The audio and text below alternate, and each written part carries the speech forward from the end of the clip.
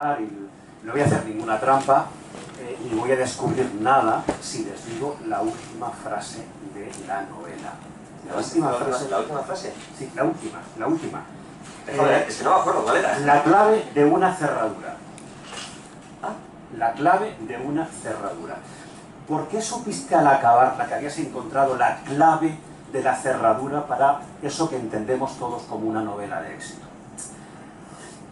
Para responder eso, primero tendríamos que explicar la diferencia entre tener una idea y tener una historia, que no es exactamente lo mismo. Si a mí me diesen €1 por cada vez que alguien se me ha acercado diciéndome tengo una idea estupenda, o sea, yo no tendría que escribir.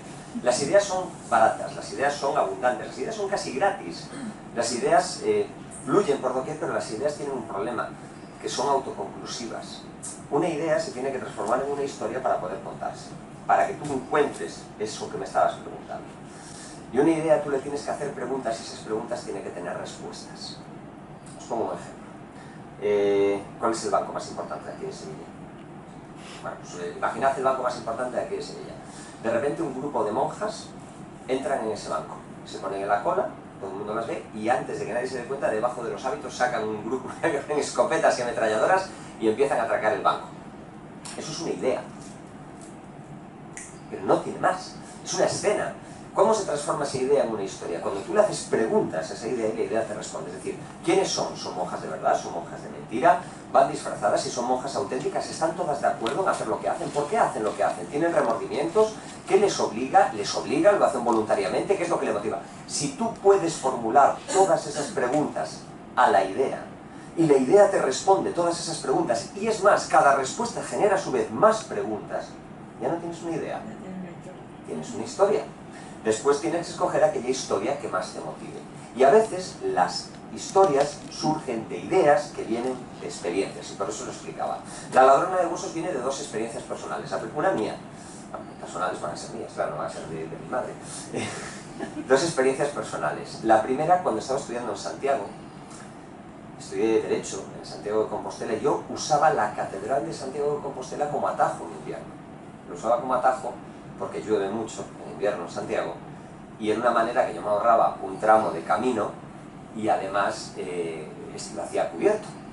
Y a veces por la mañana en invierno, cuando a las 9 de la mañana todavía es de noche en Santiago y llueve de esta manera torrencial que te empapas, vayas como vayas, llegaba a la catedral a aquella hora y estaba absolutamente vacía. O sea, es que no estaban ni las beatas más beatas que van a primera hora.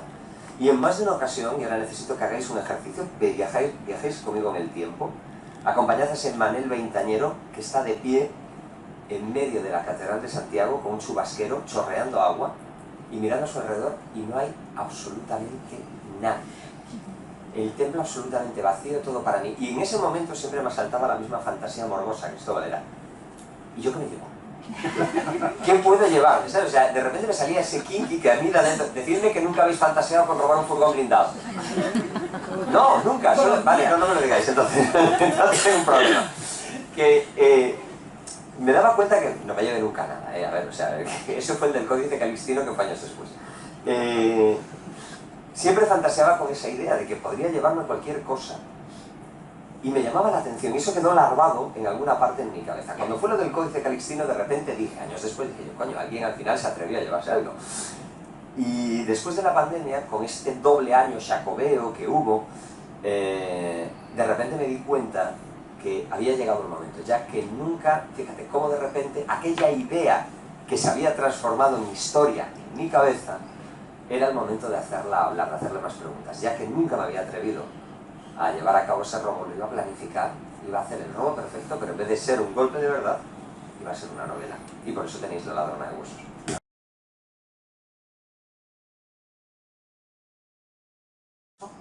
Sí, o sea, quiero decir, es la historia de un robo, pero tiene que haber mucho más detrás. En el fondo, es que no me gusta, las palabras cuando se usan mucho se gastan, ¿vale? Y pierden magia, pierden su significado, pero es que realmente es una historia de empoderamiento femenino. La historia de Laura, la historia de la protagonista, es la historia de una mujer que lleva, aunque no lo sabe, lleva toda su vida haciendo cosas por y para los demás, sacrificándolo todo por y para los demás, Y cuando por fin le ponen una tesitura de que tiene que hacer una vez más algo por y para otra persona, es cuando va a empezar a tomar las riendas de la vida. Y es una historia que me apetecía mucho descubrir y escribir. Me explico. Sabéis, los que lo habéis leído y lo que no os lo explico, La ladrona de huesos empieza una fría noche de mayo en Pedrafita o Cebreiro, que es ese pueblecito en lo alto de las montañas donde el camino francés entra en Galicia. Ya solo quedan 7 etapas para llegar a Santiago. Laura y Carlos, su pareja, están cenando en un restaurante. Laura se levanta un momento y cuando vuelve a la mesa descubre, atónita, que Carlos ha desaparecido. Pero no solo es que haya desaparecido, es que los camareros aseguran con certeza que ella ha estado cenando sola todo el rato. Imaginad lo que se le pasa por la cabeza, imaginad el escalofrío que le recorre, piensa que se está volviendo loca, hasta que de repente ve algo. Una diminuta pista que le hace sospechar que le está mintiendo y que alguien lo ha hecho desaparecer. Y esa sospecha se transforma en una certeza cuando unos minutos más tarde recibe una llamada de teléfono. Una voz de hombre, tranquila y profunda, le dice que si quiere volver a ver a Carlos con vida, tan solo tiene que hacer una cosa. El problema es que lo que le pide es imposible. Lo que le pide es que entre en la Catedral de Santiago, baje a la cripta que se oculta debajo del altar mayor, robe los huesos del apóstol, salga con ellos sin que nadie la detenga, se los dé a alguien fuera, y además para hacer eso... En una semana. Solo tiene 7 días. Solo tiene 7 días. Fijaos cómo es una mujer obligada a hacer algo para alguien que no sabe quién es, chantajeada. Bien, me parecía que era el punto de partida perfecto para empezar a construir una historia con ese personaje femenino, en el cual ella va a descubrir realmente qué es lo que puede hacer de verdad. Hay personajes.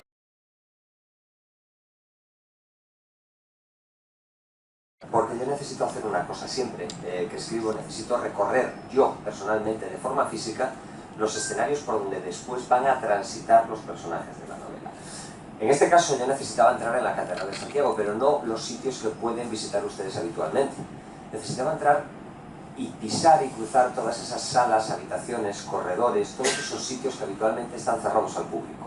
Necesitaba llegar a lugares que a lo mejor llevan sin acceso público desde hace décadas.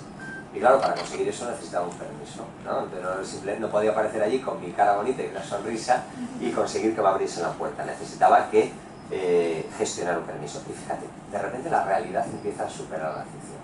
Les voy a contar una historia. Estaba haciendo esta visita, estaba recorriéndome a mi aire el interior de este enorme templo que no es tan grande como la de Sevilla, que es la más grande del mundo, pero es grande de consideración. Es decir, sabéis que son edificios construidos a lo largo de los siglos y que las capas se van superponiendo como capas de un pastel. Y de repente estaba en la cubierta, la estaban restaurando, las catedrales tienen la mala costumbre de estar en obras permanentemente, y se me acercó el arquitecto que estaba llevando a cabo las obras de restauración de la cubierta y me dice: Manel, ven conmigo, te quiero enseñar una cosa. Me llevó a una esquina. Una pared se había derrumbado parcialmente y había dejado un hueco a la vista. Dice: nos acabamos de encontrar esto. Apartaron las piedras y había una puerta. Y al otro lado de esa puerta había una escalera que subía. Crucé esa puerta, subí esa escalera y al final había una habitación. Estaba vacía.